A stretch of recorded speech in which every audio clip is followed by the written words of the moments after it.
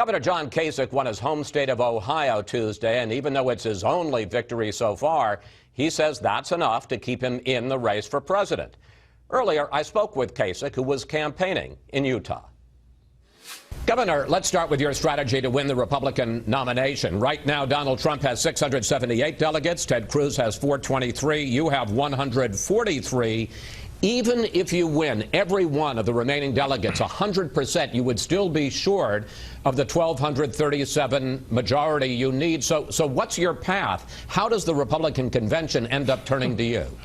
Well, first of all, Chris, nobody is going to have enough delegates. We are going to go to a convention. It's going to be open.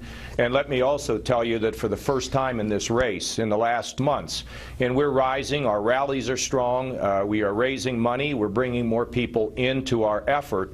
And we're going to get to the convention, and I've been to a convention that was contested in 1976 as a young guy. But let me tell you, when you get to a convention, there's going to be two considerations. One, who can win in the fall? I'm the only one that can win in the fall. And then there's a second issue, and I know this is a kind of a crazy one, but who's actually could be president of the United States? I think that kind of matters too.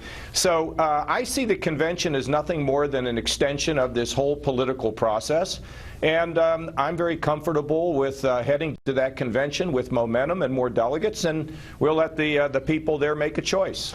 If step one is to stop Trump, to keep him from the 1,237, some people are questioning why you're even campaigning in Utah, because the fact is that if Ted Cruz were to win 50% of the vote, he would get all of the delegates, but you, by campaigning there, are splitting the anti-Trump vote. I want to put up what Mitt Romney said the other day. He says he'll vote for Cruz in Utah, explaining a vote for Governor Kasich in future contests makes it extremely likely that Trumpism would prevail. Your response, sir? Well, first of all, I don't agree with him. And secondly, people tried to get me out of the race and said that Rubio should be the pick. And if I hadn't stayed in the race and won in Ohio, Trump would have won both Florida and Ohio. But I want to make something clear to people. I'm not in this to try to stop somebody. I'm in this to tell people about my experience, my record, my vision, and my ability to bring people together and to be a successful president of the United States. This is beginning to deteriorate into some sort of a political science class with a bunch of pundits trying to, play a parlor game. I'm not interested in that. Chris, my entire lifetime has been to bring about change. Do you know how many people in the establishment I made angry when I reformed the Pentagon? Do you know how many people in the establishment I made angry when I balanced the federal budget? Do you know how many people in the establishment I got upset when I brought change in Ohio? I'm a change agent. And what we're beginning to see is a lot of the establishment people, one more time, trying to stop me. I am interested in improving this country and being a good president, and that's precisely why I'm running. And people are beginning to understand my vision and my message because finally people are beginning to allow me to be heard. Well, I want to ask you about Salt Lake City. Trump said no, but we were still going to hold it with you and Ted Cruz, and then you surprised a lot of people by saying that you weren't going to participate in the debate, including Charles Krauthammer. Here he is. He complains that he's being ignored, not getting enough time, whining about it again and again, he and Carson. And then here he's being offered 2 hours without the interruptions of Trump. Just him and Cruz, he could present his case, and he turns it down. Governor? Well, I'm disappointed to hear Charles say that. He says that I was whining. Let me tell you, the New York Times had a piece the other day that showed that Donald Trump received $1.8 billion worth of national media attention. And I was like 10th, okay? Look, I'm not going to go to a debate where we don't have everybody involved in the race involved in the debate. So what am I doing? I'm using my time to campaign the most effective way I can. I have never thought that these debates were the best way to pick a president. If somebody wants to sit down with me for an hour and interview me and ask me any question about my record, my policies, my foreign policy experience, my domestic policy experience, I'm willing to do that. But, I love Charles Krauthammer. He's a good guy, and maybe sometimes people just don't understand the way that I work in politics. And, you know, see, I'm not a plotter or a schemer. I'm a guy that looks at problems and tries to solve them, which I have done all of my career, creating jobs in Washington, creating jobs in Ohio, not me creating them, but creating an atmosphere and having the experience to run this country. You have talked, as you say, about running a positive campaign. You also at various points have criticized Donald Trump for creating a toxic atmosphere when it comes to violence, for speaking in what you consider objectionable ways about women. What do you think of Donald Trump and the campaign he's running? Well, you know, look, I heard yesterday that his family was threatened, and that disappointed me. There's no place for this kind of back and forth and violence. So from that regard, I was disappointed to hear that people were threatening that family. That's a disgrace. But I also have pointed out at times when I thought his language was inappropriate, like if I don't get nominated, there's going to be a riot. I mean, what kind of talk is that?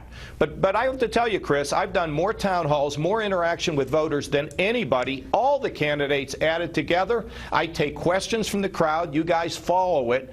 And at the end of the day, I rarely, ever rarely mention anybody else's name because I spend my time giving them the answers about what I want to do, what my vision is, and that's the way I'm really proceeding. Well, let me ask you about a specific question in the time we have remaining. I want to explore your position on people in this country illegally. You have called them a critical part of our society. You've called them good people. They're not criminals?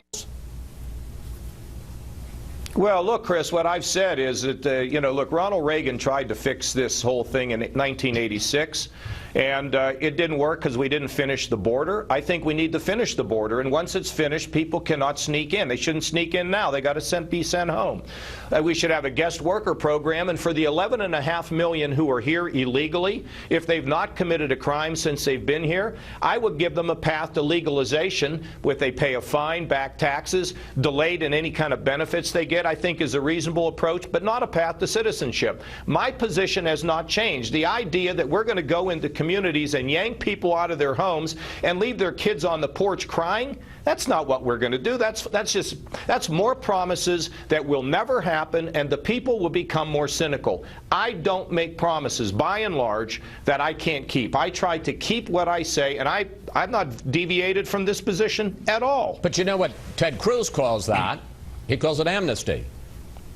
He can call it anything he wants to. I'm just telling you my position, and I believe that position will be accepted by the American people, and that position can pass the Congress.